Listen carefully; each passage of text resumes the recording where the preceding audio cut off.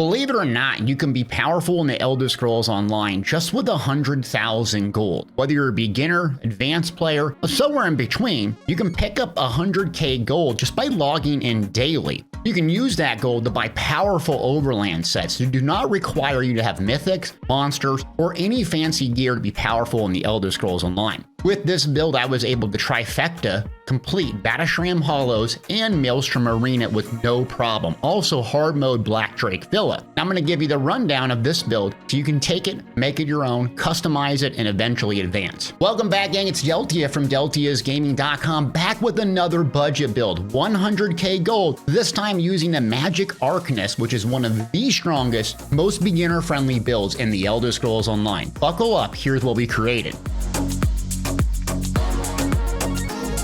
If you get something out of this video, do me a big favor, click that thumbs up, like, subscribe, and leave me a comment on what you enjoyed most. These budget builds really help the community, and I'll keep cranking them out if I got good interaction. We're going to start with the skills on the Arcanist first, and then we're going to get to the gear. Timestamps below as well as links if you want some more information. So first decision up we have to make is what weapon choice do we use? And we're going to go with a lightning staff. Equipping the lightning staff increases damage done with area effect abilities by 10%. This is not considered the best overall meta weapon, but this ancient knowledge passive, along with two of our abilities we're going to be constantly using, are AoE. So it's a simple way to hang at range, do really good AoE damage, and make it really beginner friendly. Plus, you can get a lot of the equipment dirt cheap if you use a lightning staff on your front bar. Also, another advantage of lightning staff with a common heavy attack oakensoul loadout, which this is not going to use, but lightning staff heavy attack damage deals an additional 100% damage done to nearby enemies. So Trifocus is very useful to rip off a lightning staff heavy attack because it does not require aiming. So you can lock on, fire off this big huge nuke. If you don't know what else to do, keeping your time on target and your DPS high.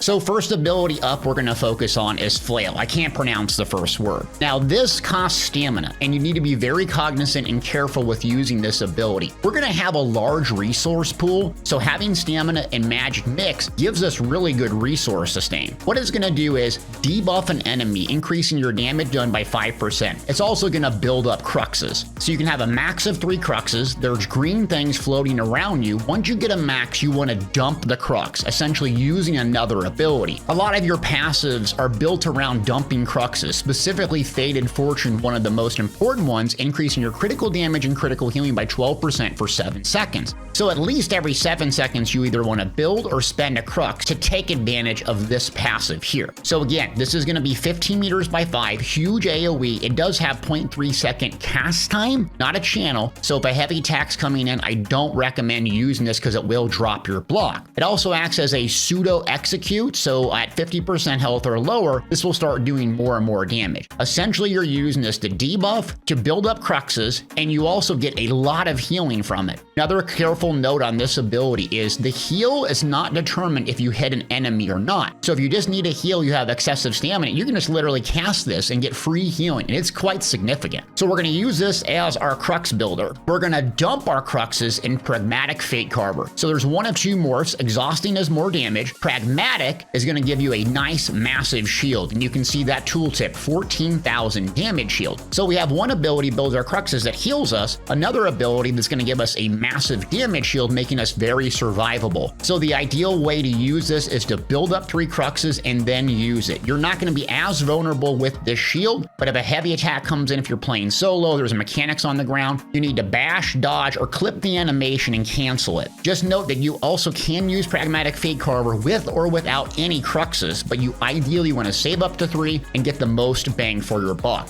You do have to aim this, don't point at the ground, don't point at the ceiling, dead on, just kind of like a shooter. Now we're going to go for our resource sustaining tool, and I use Recuperative Traces. So this skill here is going to be less damage than the other morph, but it's going to absolutely carry your resource sustain and help a lot with damage as well. It's also going to give you major brutality and major sorcery buff regardless of what bar you're on, which which is very useful because it's going to free up some potions options for us. It generates a crux if you don't have one, but really we're going to keep this and maintain this every 30 seconds to get a little bit more damage and a lot more resource sustain. Now we're going to come over into the Mages Guild. So unfortunately, I recommend some Mages Guild abilities. I'm going to give you some alternatives if you don't have Mages Guild right out the box, because yes, it is super annoying to get a hold of it. One I highly recommend on 1 bar or 2 bar for the average everyday player is Structured Entropy. Remember that we're going to have our weapon and spell damage buff, but this is going to give a really nice damage over time effect that heals us significantly. So if you pair this good dot,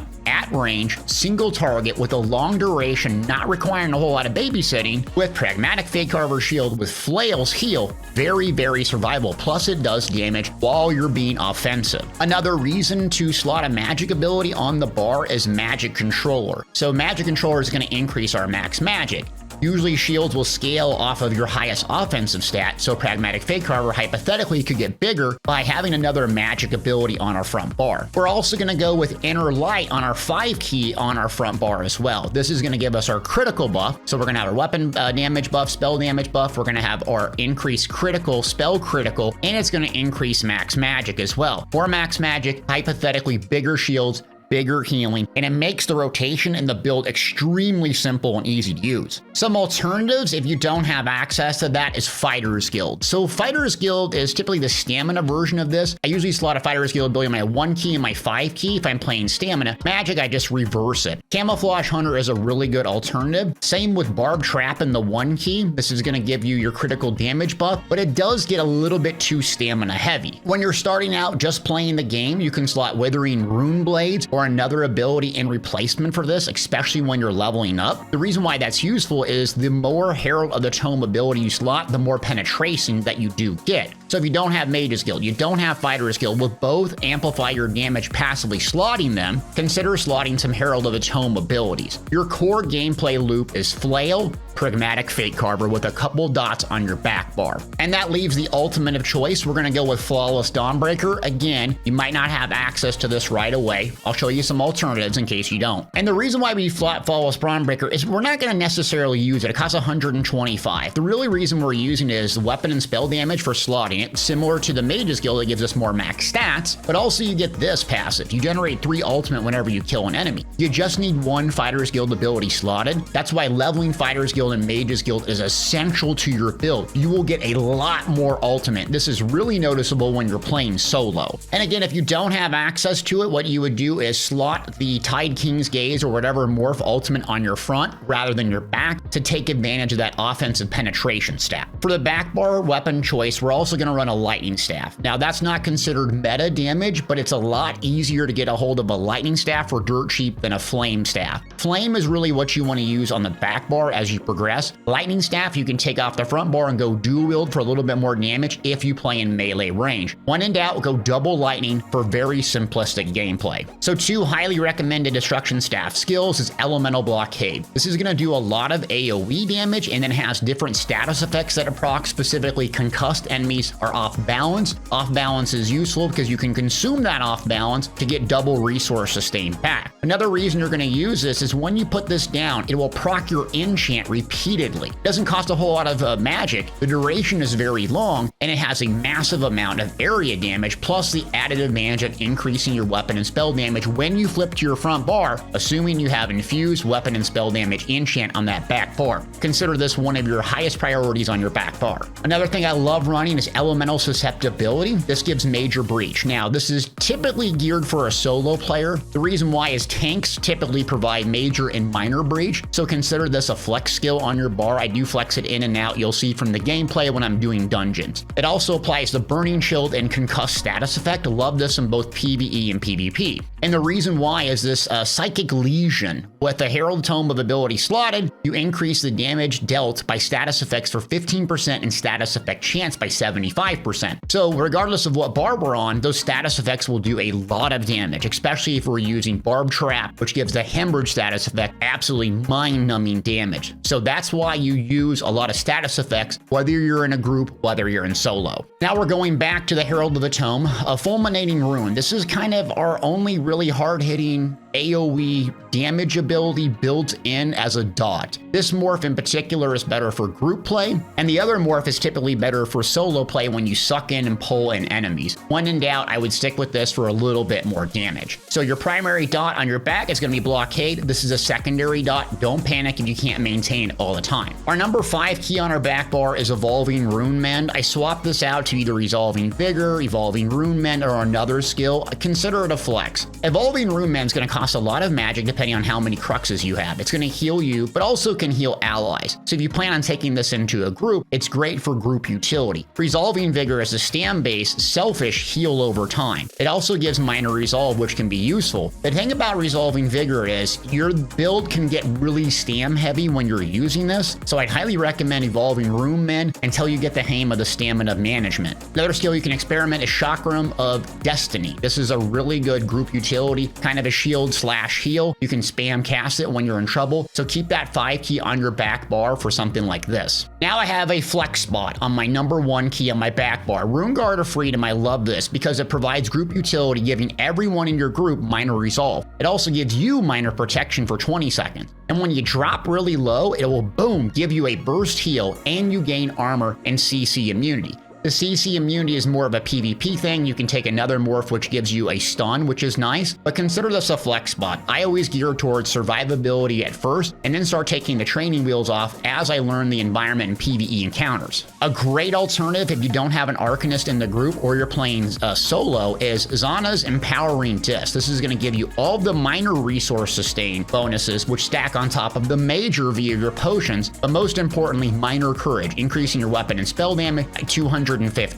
The added advantage of this morph is when you step out of the ring, which is an 8-meter radius, you're still going to have that for 10 seconds. Great in group, great in solo. Love the skill. Another good utility skill of Rune of Colorless Pool. This procs minor vulnerability, minor brittle. This is more of a sweaty in-game thing that tanks and healers that are running Arcanist usually provide for you, but if you're in group play, someone else is running another similar skill or minor courage, think about slotting it here. Another alternative coming from Soul Magic that you could use in the 1 key if you struggle with resource sustain, believe it is not, is Consuming Trap. This gives a halfway decent damage over time, but if an enemy dies while you have this effect on him, you get health, magic, and stamina. So folks that struggle with resource sustain and constantly die, put that on the number 1 key on your back bar if your survivability is okay, and your resource sustain will dramatically improve. Back bar ultimate, I had the Tide King's Gaze. The reason why is I want that Fighter's Guild advantage on my front bar when I'm primarily doing damage, and when I flip to my back bar, use this ultimate and flip forward. The reason I don't go with the other morph. The other morph is a 5-meter radius, and a lot of times if you're not pinpoint accurate and don't plant it right on top of a boss, the boss moves, or you might screw it up and place it somewhere else. You can actually take the other morph and recast it if you screw it up, but I find set and forget, it's much easier to just cast a Tide King Gaze and have it track. The other morph as you advance is better for trials or stationary fights. So those are the skills. I'm going to show you a quick rotation example, and then we'll get to gear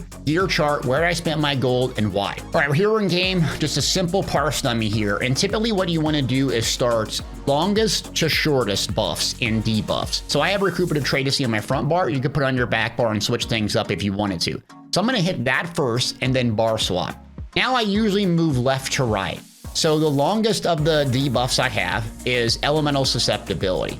Then I have Rune at 20 seconds, and then I have 15 seconds. Now before you start fighting, you can actually cast this 20 seconds for a little bit of security if you're going to go into a little bit more damage, or you can cast that Empowering Disc. But the way I set my bar up is just really simple. Longest to shortest, so visually I know. So typically we're going to be light attacking in between. 1, 2, 3. And then when I flip to my front bar, if I need healing, I'll use Structured Entropy or a Fighter's Guild ability like Barb Trap. That's going to give me really good healing over time. You can see it critting just basically solo for a lot. Then I'm going to use my Flail ability. So I'm using it once and then twice. You see Pragmatic Fate Carver, my 2-key light up. Now I'm going to beam. And you're going to let that beam channel for 4.5 seconds. If you do this really tightly, then what you need to do is do 1 more, 2 more, and sometimes 3, and then do beam again.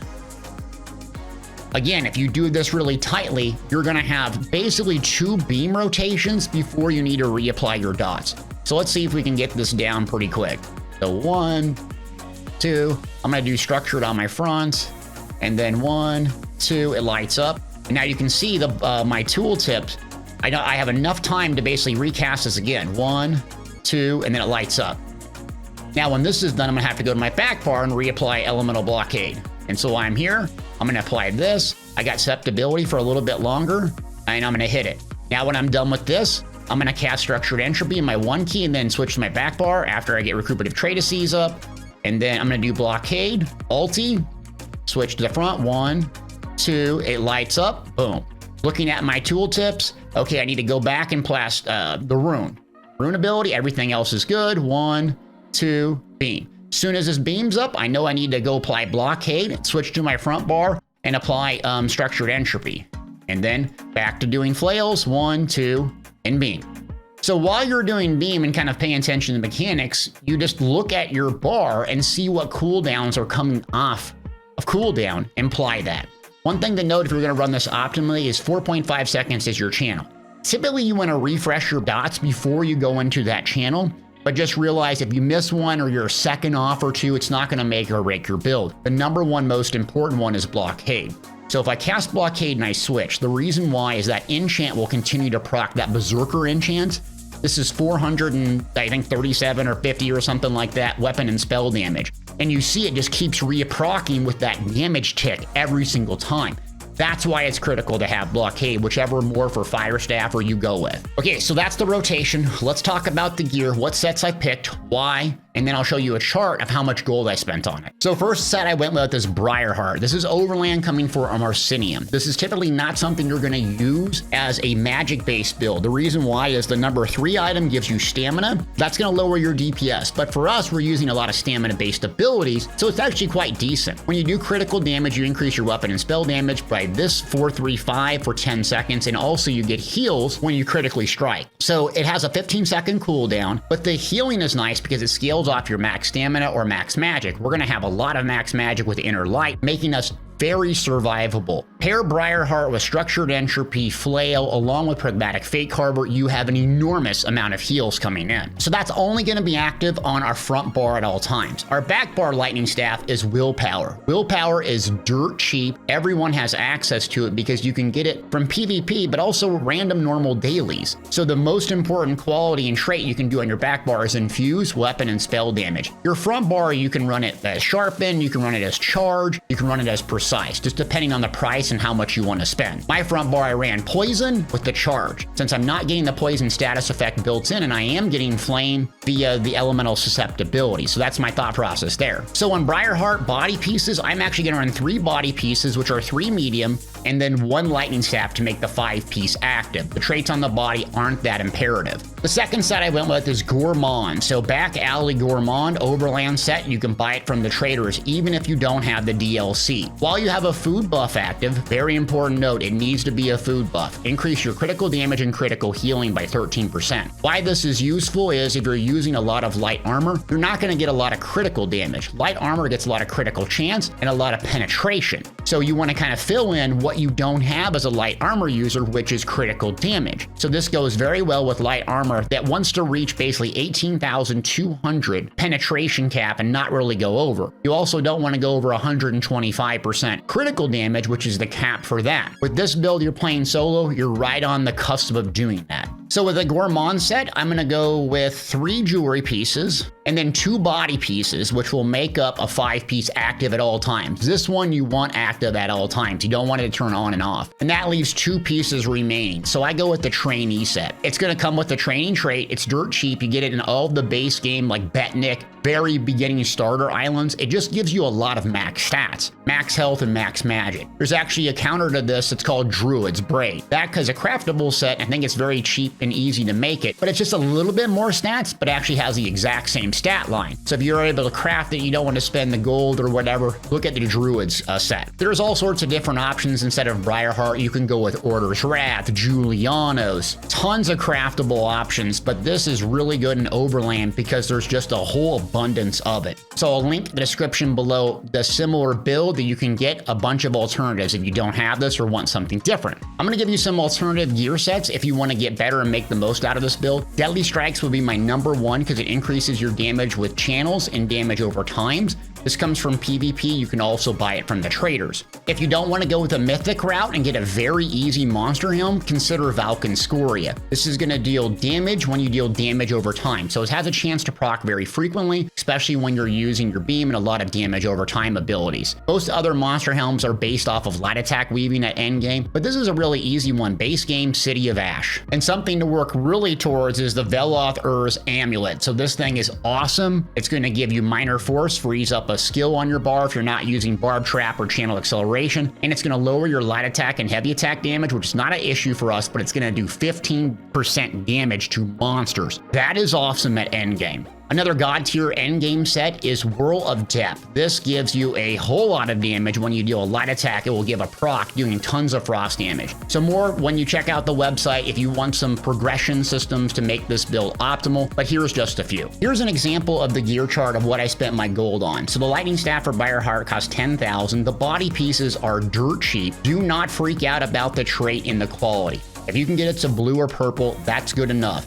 You want to gold out your weapon, priority number 1. That gives you the most bang for your buck. Jewelry is second, but it's incredibly expensive. My recommendation is make everything on your body purple. If you can get your jewelry to purple, that's great, but it's just really, really expensive. So I use blue jewelry, purple food, and even purple weapons and got that much damage. Upgrading my armor to purple costs about 8,500 since I had the mats, or if I wanted to buy it, that's what it costed. Upgrading my staff, less than 2,000. What I spent my gold on really was the enchant on my jewelry and weapons. Those make a huge difference in your damage, in my opinion. And then food only costs 6,000 gold, which is pretty much nothing. And that ends up at 99,106 gold in the Elder Scrolls. We're going to talk about consumables next, and the food that I went with is long, thin, pasty melon sauce. CP 150, tri-stats across the board. No recovery, but we should have a lot of recovery built in with the Arcanist. We need a food. Remember, to get Gourmand active, you have to have a food. If you play a lot, you're probably going to have a ton of crown fortified meals laying around. Very similar buff, so consider taking this. And then for potions, since we're going to have basically inner light on our front and our weapon and spell damage buff, you can use crown restoration potions, or you can make them yourself, but you have a lot of these laying around. This is going to stack your major recovery with your minor if you're using that Zena's empowering disc. So if you struggle with resource sustain, keep popping these. You see that it's 43.3 seconds. The reason why is alchemy passive medicinal use gives you a longer duration. So make sure you level up your alchemy. It's actually critical for end game. You can also level up your provisioning and get more bang for your buck when consuming food. The miscellaneouses of this build, I'm going to be running all magic attributes. My character is a Khajiit, and I actually run the Thief Munda Stone. So the reason I like the Khajiit is it's well balanced, but it gives you this unique critical damage buff by 12%. That stacks with the other 12% critical damage buff that we get built into our passive with the Arcanist. Now, at end game, you can run into over the critical damage cap of 125%. So you need to be cognizant of this number. Another reason to use a certain amount of medium armor is you want to get close to that cap without going over. If you don't know where the cap is, you go into your advanced stats in your character screen and it tells you right here. So critical damage, you get a base of 50%, you add 39% to it, and you don't want to go over 125 fully buffed. So usually what people do is go on a 21 million damage parse dummy, see where they're at. That will tell you where you're at. Coming over the champion points, basically 4 that I go with is Fighting Finesse, Wrathful Strikes, Biting Aura, and Thaumaturge. This is a helpful add-on called Dynamic CP. A couple others that I highly recommend is Preparation. This is a passive down in the Staving Death sub-constellation. Must have. It'll give you 10% damage reduction all times. If you're really struggling with survivability, consider taking Reading Blows. Acts as like a mini Pale Order instead of Wrathful Strikes. It will lower your DPS, but it'll increase your survivability. Coming over here, so I take the 3 here, Balanced Vitality, Fortified, and Rejuvenation. And then you have a flex option. These are 2 for resource sustain, stamina, or magic when you kill enemies. Great for solo play. If you want really big shields while you're doing Pragmatic Fake Harbor, consider taking Bastion, because it really ramps up the effectiveness of your shields. Well, gang, that's a video. 100k gold, really powerful trifecta solo arenas, can work in dungeons and so on. Check the links in the description below if you want to take this as an example and progress to something later on at endgame. Love the Arcanist. I prefer stamina, but magic is very, very strong, beginner friendly, super survivable, and a ton of damage, and it's low effort, very easy to play. If you got something out of this video, like always, like, subscribe, leave me a comment. Check me out on twitch.tv/Deltiasgaming. My mom claims I'm the best streamer alive. Appreciate you.